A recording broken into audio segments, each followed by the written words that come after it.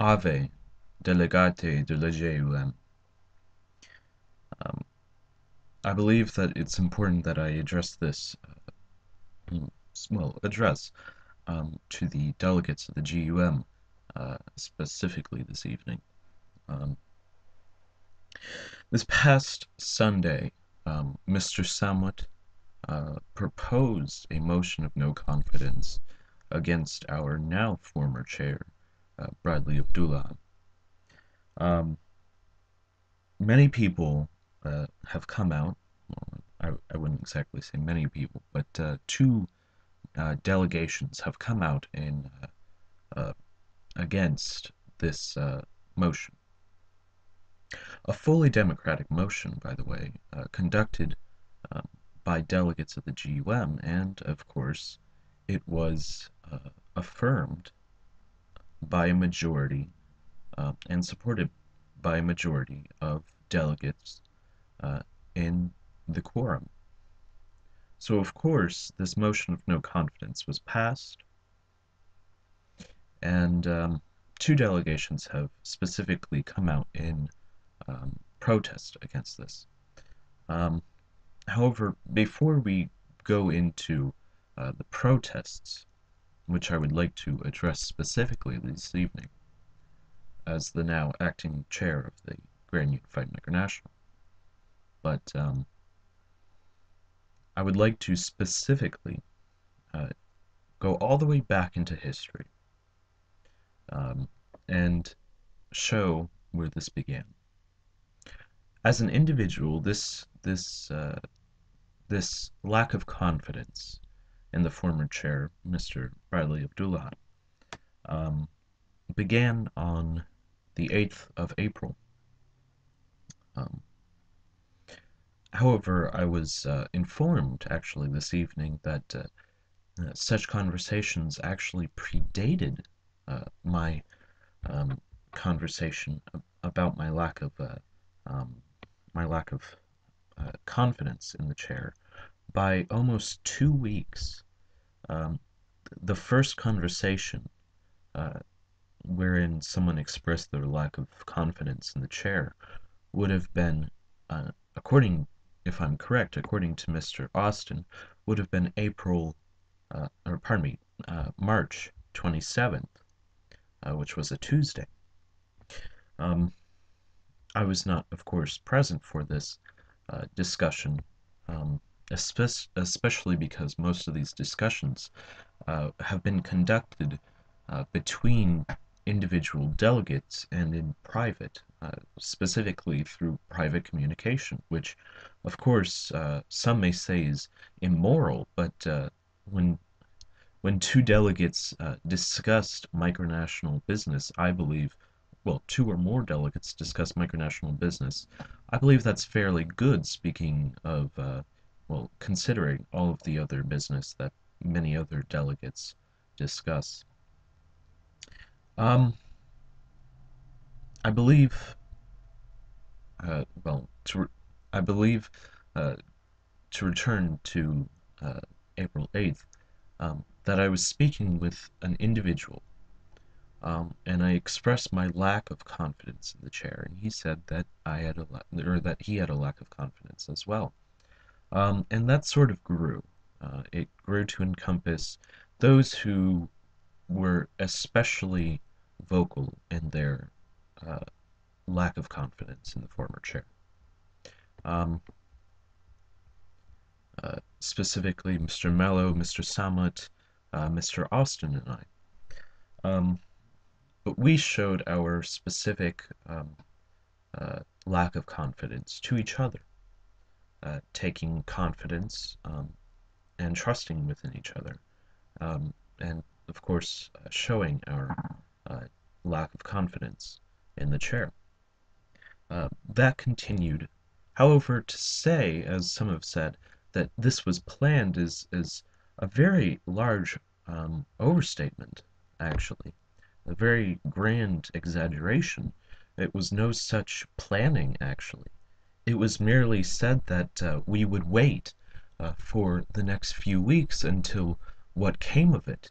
Um, and actually, if we had waited those few weeks, the next quorum, which would be April 29th, we would have decided what we should have done.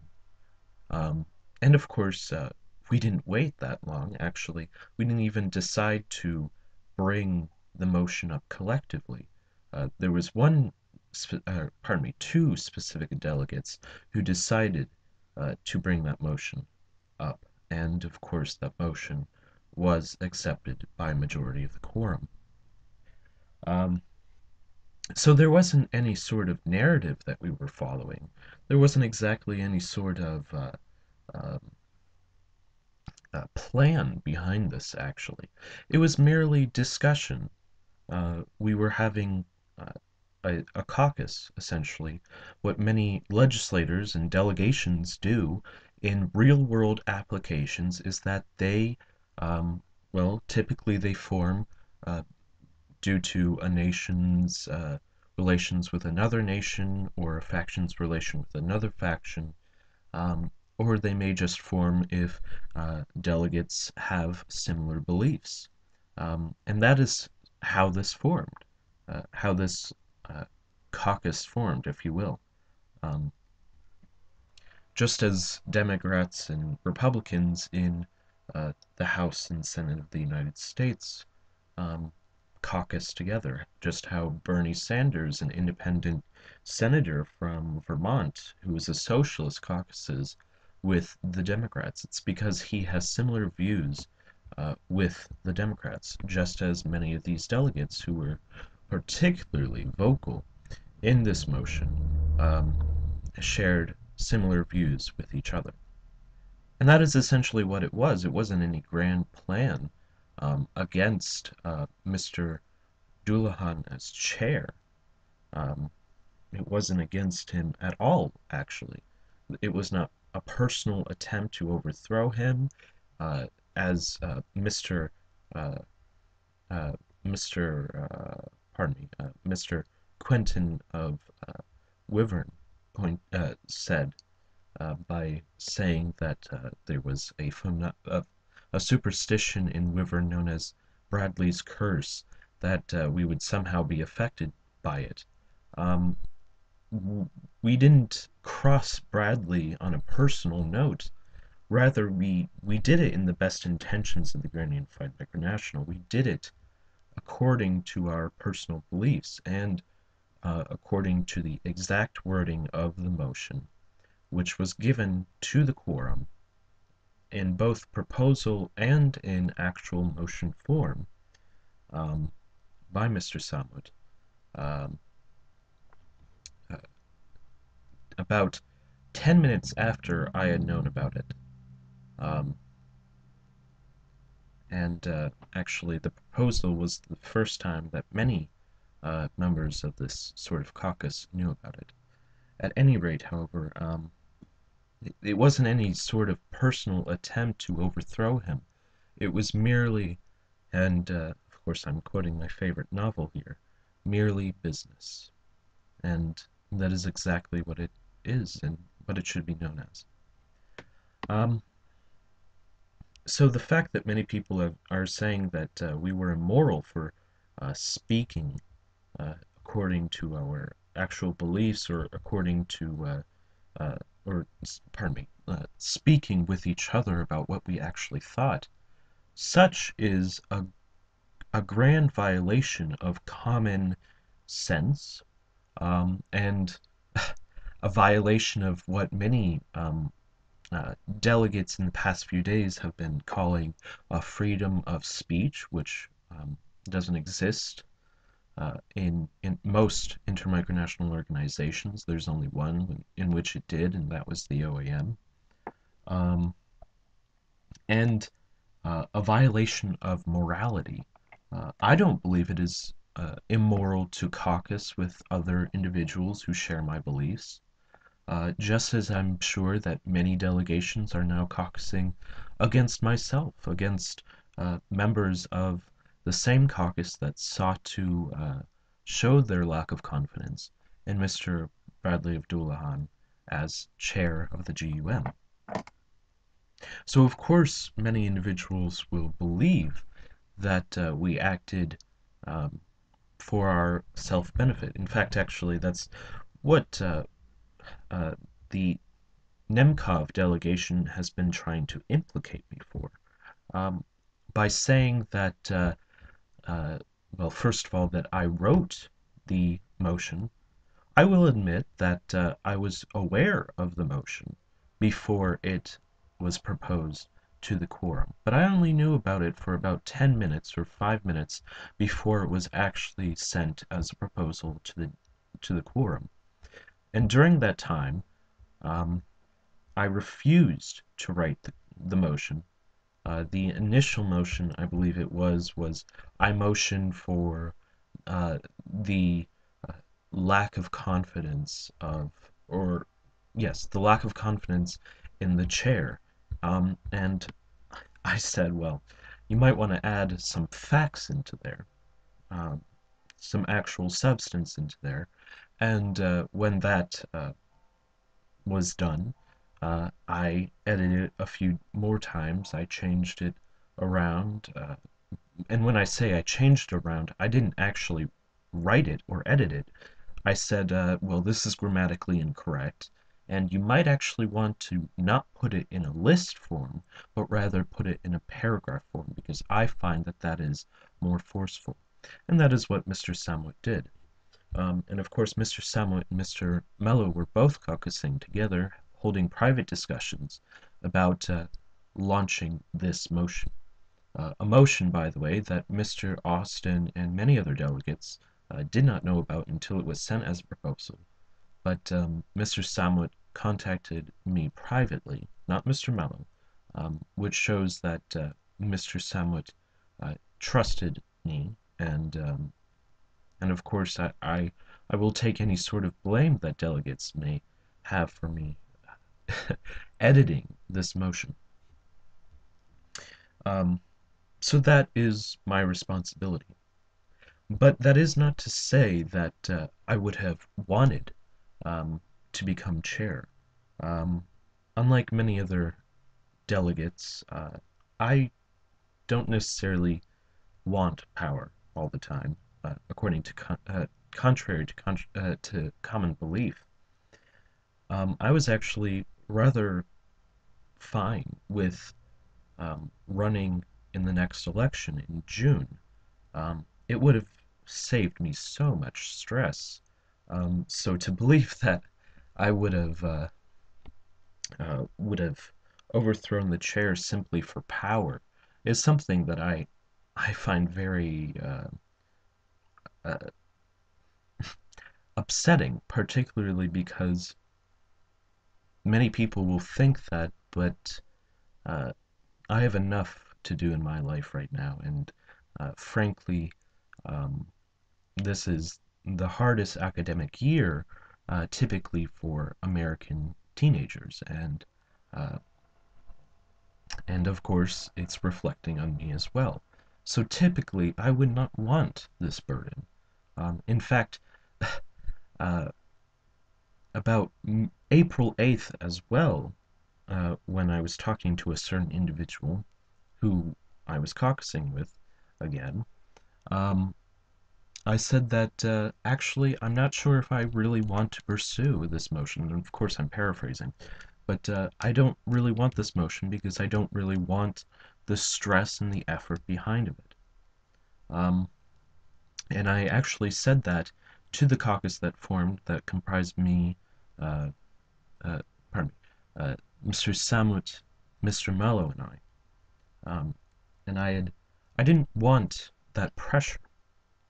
Because again, I was perfectly happy with serving as vice chair until June.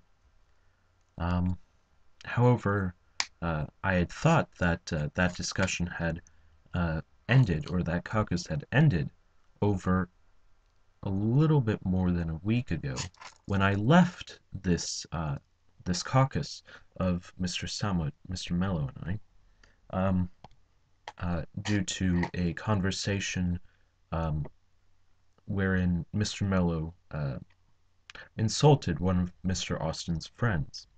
Uh, well, yes, basically.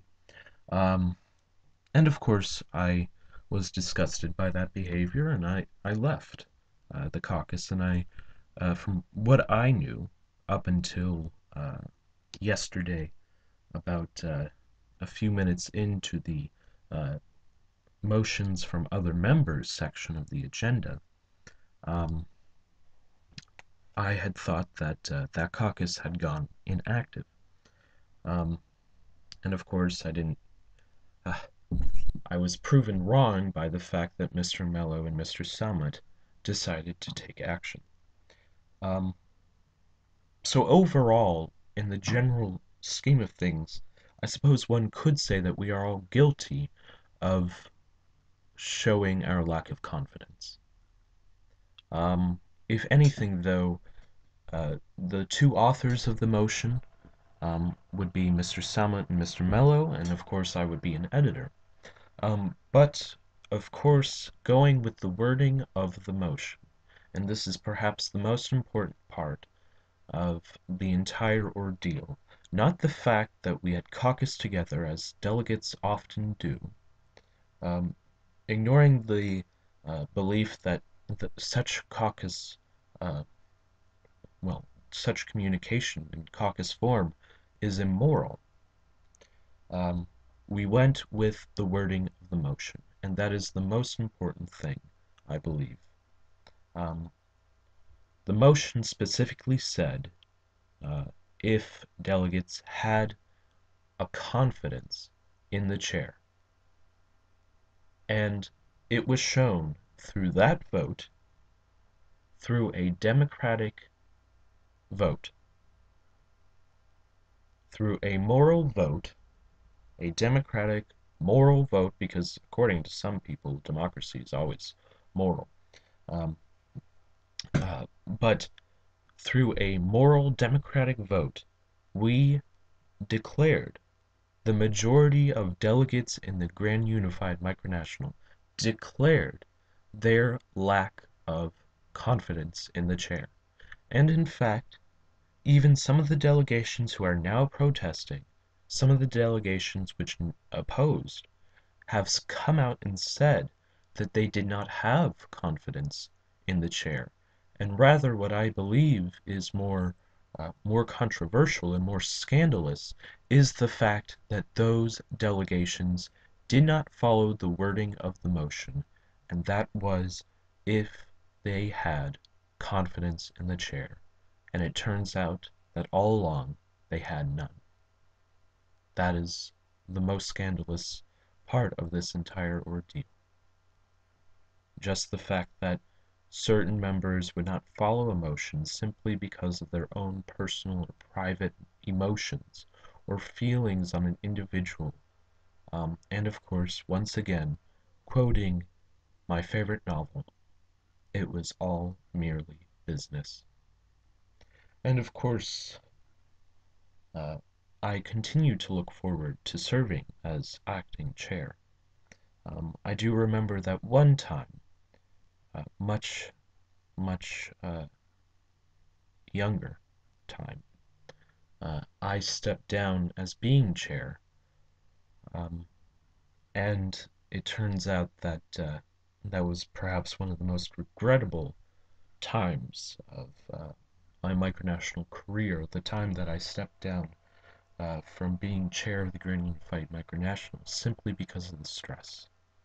And so these delegations, they may bring up their own personal or private beliefs, their own personal or private emotions, their own personal or private superstitions.